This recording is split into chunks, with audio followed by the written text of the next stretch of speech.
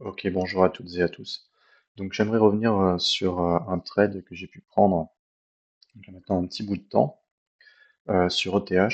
Donc c'est un trade que j'avais call sur la dernière vidéo hebdo que j'avais faite donc le 19 août, où j'avais expliqué finalement que ETH est dans voilà, une configuration plutôt bullish pour aller chercher la TH, parce que c'est vrai que quand on se place finalement en daily, ou même en weekly, hein, mais ça faisait sens d'aller retravailler la TH finalement de 2021. C'est-à-dire qu'à partir du moment où on a décollé de cette zone au niveau des 1400, c'était pour aller chercher finalement ce point haut et au moins qu'il y ait une liquidité pour consolider, peut-être repartir, ou alors complètement casser finalement la TH et partir sur une hausse. Donc dans cette zone, je ne voyais pas finalement le TH continuer à baisser, d'accord. Et je savais que tant qu'on n'avait pas au moins pris le top, c'est-à-dire casser la TH, qui est toujours une prise de bénéfice partielle par les investisseurs long terme, je savais que ETH restait bull. Là, c'était la configuration long terme. Après, sur le court terme, effectivement, que j'avais expliqué dans la vidéo, tout simplement qu'on avait cette zone-ci qui était la zone de demand par excellence et qui devait normalement nous permettre de nous propulser vers la TH. Alors, pour remettre un petit peu de contexte, c'était juste avant aussi le discours de Jérôme Powell fin août. Donc, quand il a parlé devant tout le cartel des banques pour, dire tout simplement qu'il allait potentiellement baisser les taux en septembre. Et donc, il y avait voilà, cette possibilité effectivement d'un très très bon trade à ce niveau-là. Donc, je vous montre juste la vidéo. Ça ne m'étonnerait pas que voilà, le TH finalement fasse quelque chose comme ça, quoi. D'accord. Et descende ici dans cette zone avant de repartir. Voilà, ça c'était juste pour montrer qu'effectivement ça avait bien été call. Donc, quand on se place après sur effectivement la manière dont on aurait pu rentrer en position, on va tout simplement faire un petit backtest. Donc déjà, moi la première chose, c'est quand j'ai une zone finalement assez resserrée comme celle-ci, j'hésite jamais à prendre mettre un ordre limite.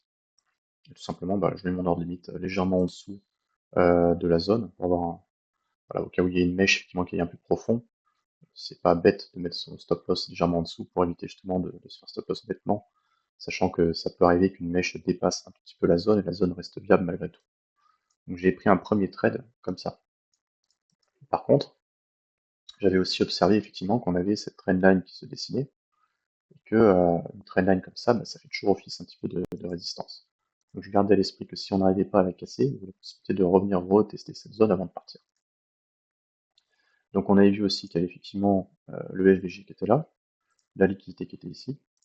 Donc ça c'est des concepts voilà, de liquidité qui sont propres à la SMC, mais aussi tout simplement à l'order flow, hein. C'est-à-dire que là on ne laisse jamais finalement des FVG comme ça qui ne sont pas testés. On vient toujours les retester, voire même venir dans l'order block qui est à l'origine finalement de ce FVG. Donc là, on a vu qu'on a consolidé ici. On est parti à l'achat, on corrige. En fait, c'est pour venir corriger finalement cette consolidation ici. Donc prendre les stop loss de tous les longs tardifs. À partir de là, donc là, je mets un premier ordre limite, en fait, tout simplement, qui va me servir d'abord d'apprendre un TP quand on arrivera peut-être dans cette zone, si je vois que effectivement ça commence à stagner, et surtout de target la TH. Donc, la TH ici, mais aussi la TH finalement de 2021. Ça, c'est la première chose. Ensuite, quand on descend en unité de temps, là, on peut commencer effectivement à attendre le prix pour avoir des setups pour scalp, on va dire, et continuer à profiter de la hausse, mais ne pas forcément jouer le swing qui, lui, voilà, ce premier trade, c'est pour, on va tenir le trade quelques jours, voire quelques semaines, mais dans tous les cas, il y a des possibilités aussi de rentrer en swing. Ça, c'est un petit peu ce que je voulais faire aussi pour maximiser un petit peu les chances de gain. Donc, on voit que là, on a eu un test, et c'est vrai qu'on ne clean pas forcément l'order block à plus de 50%, c'est-à-dire qu'on vient juste le retester. Donc on pourrait penser que c'est juste de l'investment. Par contre, on voit immédiatement du coup qu'on a un order block qui est valide ici. Pour les conditions de validité de l'order block, tout simplement, faut regarder, hein, mais en gros, c'est que là, on a un sub de liquidité et on a un rejet, donc on voit que c'est une bougie doji signature assez classique.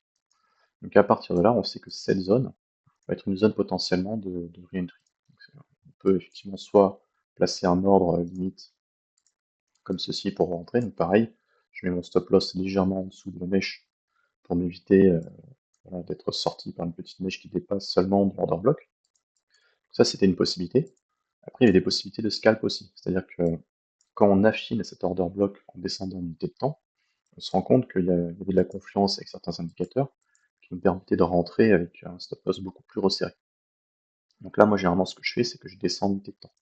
Donc en M30, je me rends compte que finalement, mon order block, c'est ça. D'accord? Quand je descends en M15, je me rends compte que finalement, c'est tout ça.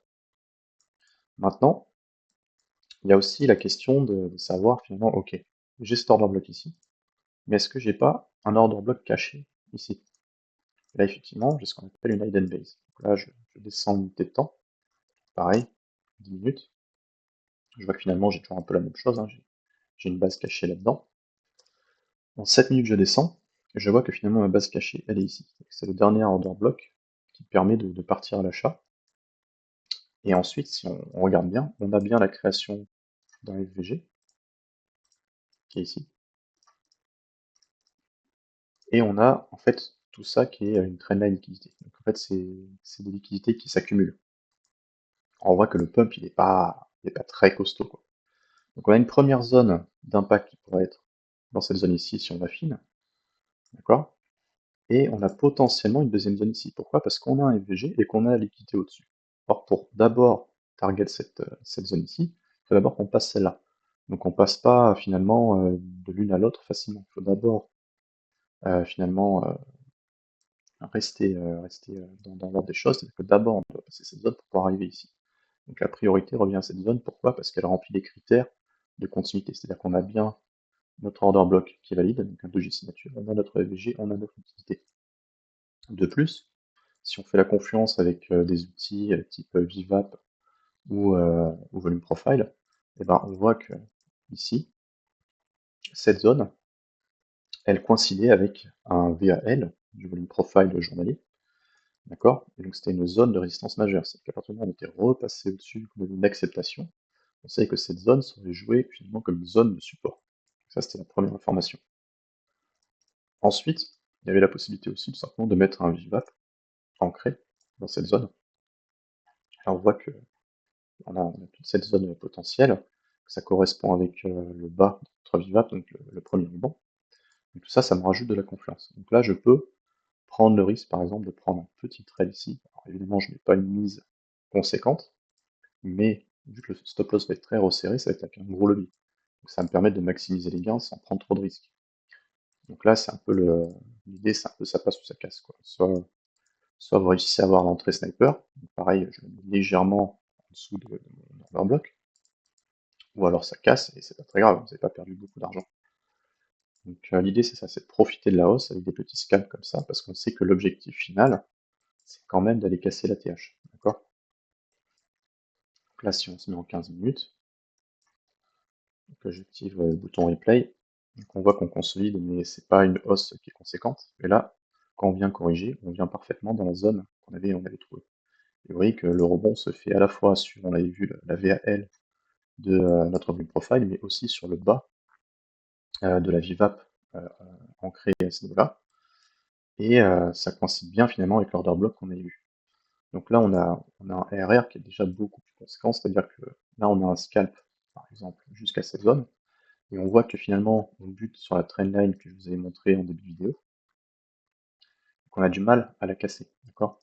Là, on voit par exemple qu'on n'a pas assez de volume, d'accord, pour vraiment casser finalement cette zone. Donc, là, j'aurais TP typiquement ce scalp ici. Et après, il y a eu effectivement le discours de Powell qui a permis voilà, cette énorme pump. Là, par contre, on avait bien le volume adéquat, c'est-à-dire que là, on a eu une énorme poussée baissière. Mais finalement, ça n'a pas suffi. On voit que par rapport au volume, la bougie n'est pas finalement extrêmement comment dire, importante. Alors que là, on a une bougie volumineuse, mais en plus, elle nous montre qu'il n'y avait que de l'achat, il n'y avait pas de contrepartie vendeuse.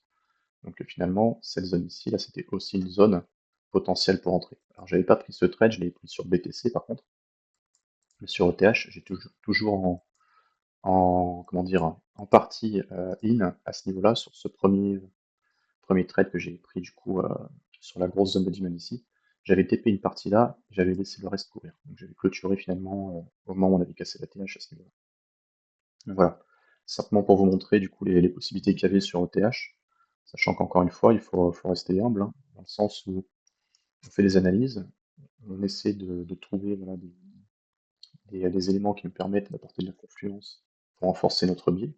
Maintenant, le marché reste roi, donc on n'a pas toujours raison. Il faut toujours garder ça à l'esprit que si notre analyse n'était pas bonne et qu'on se fait stop loss, c'est pas forcément grave. Il suffit juste de reprendre le processus. Si on a foi dans notre analyse parce qu'on a fait des bons backtests dessus et qu'on sait qu'elle est viable, on sait qu'il va y avoir forcément de la perte.